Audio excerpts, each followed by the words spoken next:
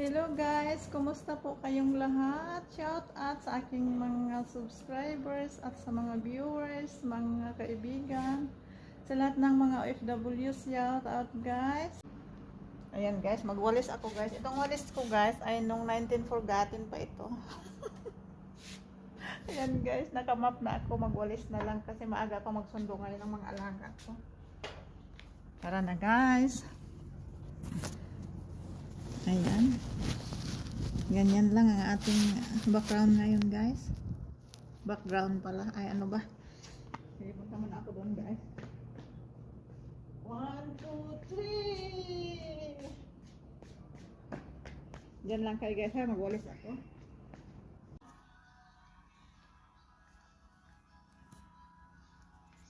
Guys, kapag kayong mga FW, kapag nagbubuhat ka ng tubig, tapos hindi nyo kaya, ganito ang gawin nyo guys, oh. Hilain natin yan guys, papasok sa kusina.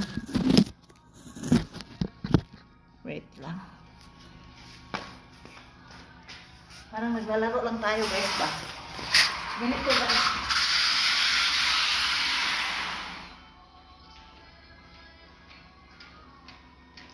Isa pa.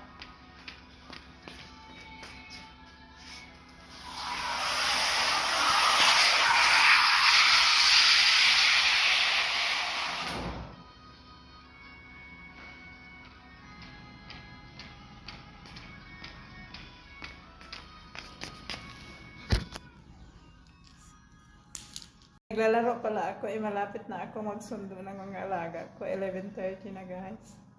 God bless you all. God bless you all.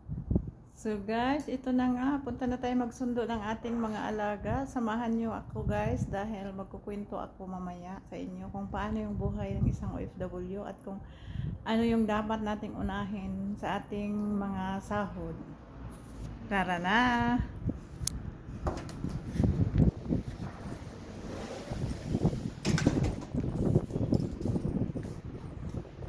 Ayan guys, oh, yung kahoy namin. Yung malunggay namin guys, mga ano na siya. Sra!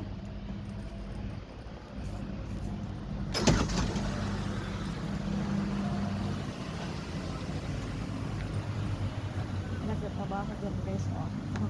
Park, magandang park yan.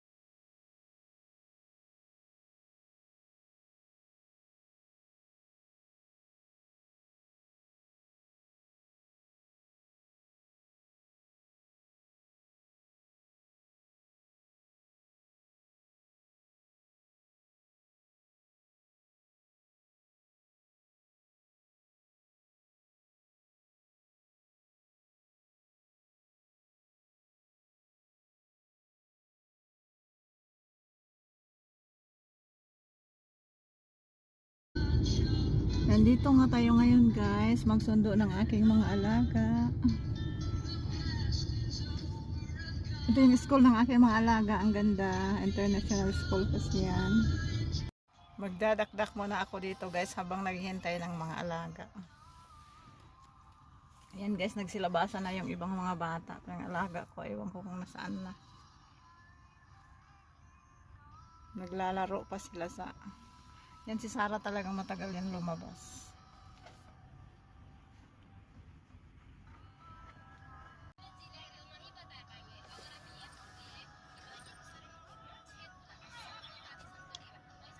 Guys, ano nga ba yung inuna ko sa aking sa mga sahod ko guys, ano yung inuna ko? Ang pinaka-importanting ginawa ko guys ay ang pagpapaaral ng aking mga anak guys, kasi yan ang importante. Kaya tayo nag-abroad, kaya tayo nagpakahirap, nagkuskus ng mga CR sa abroad para mapagpatapos ng pag-aaral ng aking mga anak. Guys, huwag nating unahin ang mga gold na bilhin guys, kasi hindi yan importante. Sabagay, importante naman guys, magandang investment din ang mga gold. Pero sa akin guys, hindi muna. Inuna ko yung mga bahay, pagpapaaral. Alam nyo kung bakit? Kasi hindi naman tayo habang buhay nag-abroad eh. Kaya habang nandito to sa abroad guys, yung talagang importante ang unahin natin. At saka guys, isabay din nating tumulong guys sa mga nangailangan. Kunyari, sa simbahan guys, huwag natin kalimutan magbigay para kay God. Kasi si God naman yung nagbigay ng mga blessings at biyaya natin. Kaya kailangan din natin na magbigay sa Kanya. Tapos, kung may nangangailangan guys, magbigay din tayo.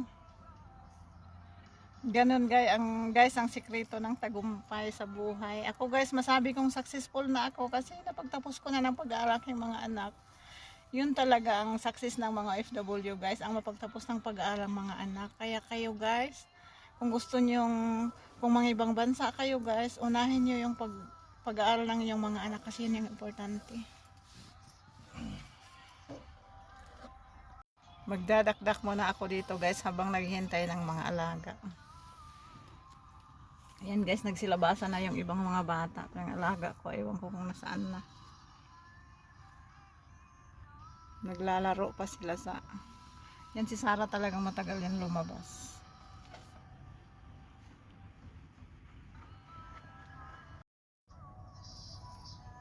Ang tagal ng aking mga alaga guys. Ang dami ko ng trabahong natambay doon sa bahay. Di bale. Parang ganun ang buhay guys. Sisi natin ang lahat kasi nag-abroad tayo eh. Wala tayong sahod kung hindi tayo masipag. Kaya sipagan na lang natin.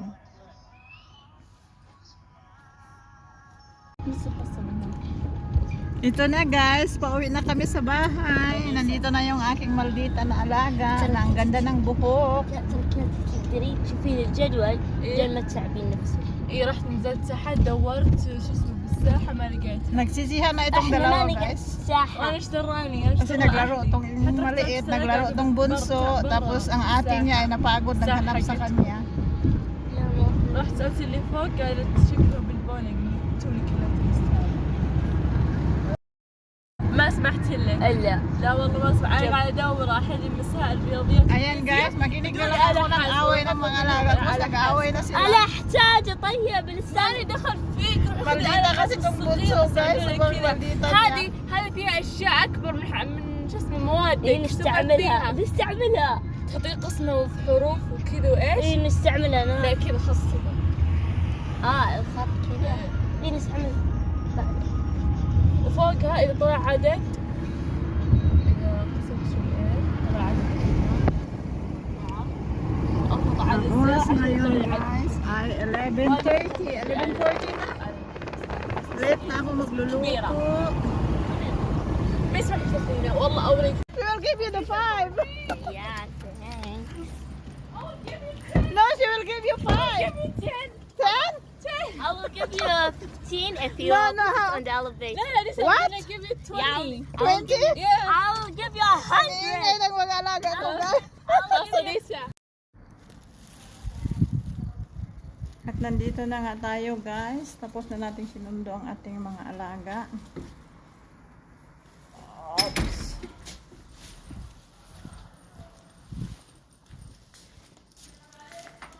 Nagluto na tayo guys. Thank you for watching. At ito na nga guys, nakaluto na tayo ng lunch ng aking mga alaga. Magkakaiba sila ng pagkain guys. Yung rice at saka isda ay kay Madam at kay Sarah. At ito naman kay Abdullah. At kay Baba, kay Sir, ito din. Iisa ang pagkain nila ni Abdullah guys. Ayan. At yung dalaga kong alaga guys, ay ito yung pagkain niya.